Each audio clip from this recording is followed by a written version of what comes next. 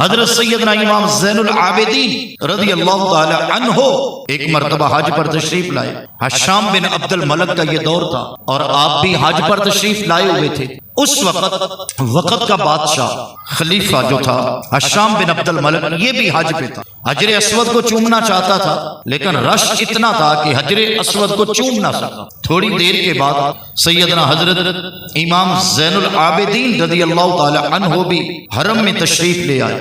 تو جب لوگوں نے حضرت امام زین العابدین کو آتے دیکھا، نبی کریم صلی اللہ علیہ وسلم کے اس بیٹے کو آتے دیکھا، سیدنا حضرت امام حسین رضی اللہ تعالیٰ عنہ کے لخت جگر کو آتے دیکھا، تو لوگوں نے حجر اسود کو چومنا چھوڑ کر حضرت امام زین العابدین کی طرف بڑھے اور آپ کے ہاتھوں کو چومنے لگ گئے. وقت کے بادشاہ نے یہ سارا منظر دیکھا کہ عجیب لوگ ہیں، میں بادشاہ وقت ہوں، میرے لیے تو حجر اسود کو چومنے کے لیے جگہ نہیں اور یہ حجر اسود تک ابھی پہنچے نہیں، اور لوگوں نے حجر اسود میں ان کے لیے جگہ بنا دی ہے.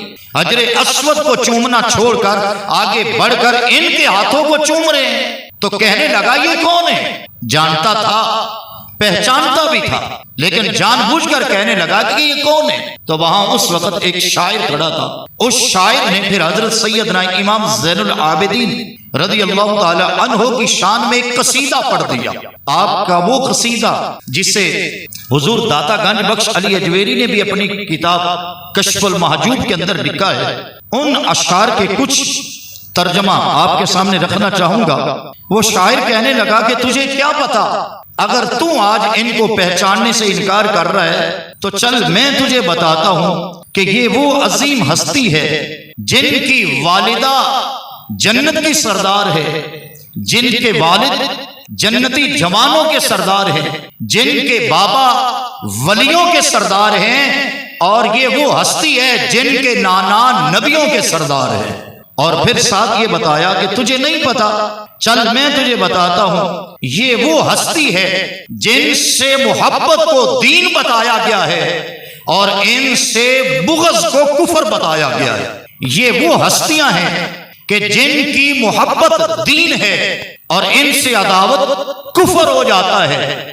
چل میں تجھے بتاتا ہوں، یہ وہ زین العابدین ہے اور اس گھرانے کا چشم و چراغ ہے کہ جن کو سارے عرش والے بھی جانتے ہیں، پورے فرش والے بھی جانتے ہیں. اس شاعر نے جب آپ کی شان میں ایک لمبا قصیدہ پڑھا اور آپ کی شان میں بہت سارے اشعار پڑھے تو یہ اشعار اس وقت کے بادشاہ کو ہضم نہ ہو سکے اور وہ کہنے لگا کہ تم نے کیا کر دیا، بادشاہ وقت تو میں ہوں، میری شان میں پڑھنا چاہیے تھا.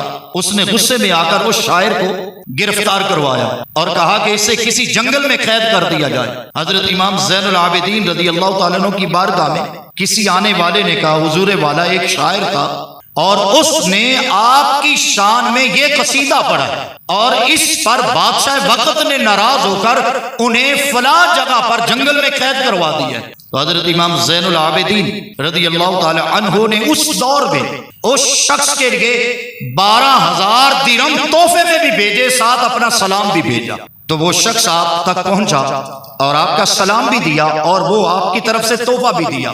اس دور میں 12,000 درہم. تو وہ شخص کہنے لگا کہ آپ جب واپس جائیے تو حضرت امام زین العابدین کی بارگاہ میں میرا سلام عرض کرنا اور ساتھ یہ عرض کرنا کہ میں نے جھوٹے بادشاہوں کے قصیدے پڑھ پڑھ کے بہت کچھ کما لیا ہے اور وہ جھوٹے بادشاہوں کے قصیدے بھی جھوٹے تھے اور آپ کی شان میں میں نے کچھ جھوٹ نہیں کہا. آپ کی شان میں نے جتنا کہا ہے وہ حق ہی کہا ہے اور وہی بیان کیا ہے جو شان آپ کو اللہ اور اس کے رسول نے عطا فرمائی ہے. کہا کہ یہ واپس لے جائیے اور میری طرف سے ان کی بارگاہ میں پیش کر دیجئے. تو آپ کا خادم واپس پلٹا، ساری بات سنائی. تو حضرت امام زین العابدین اسے دوبارہ فرماتے ہیں جاؤ واپس اور ہماری طرف سے ان کو دے دو اور ساتھ یہ کہنا ہم آل نبی جس کو ایک بار دے دیا کرتے ہیں پھر واپس نہیں لیا کرتے، ہماری تو شان یہ ہے کہ ہم آنے والوں کی جھولیاں بھر دیا کرتے ہیں.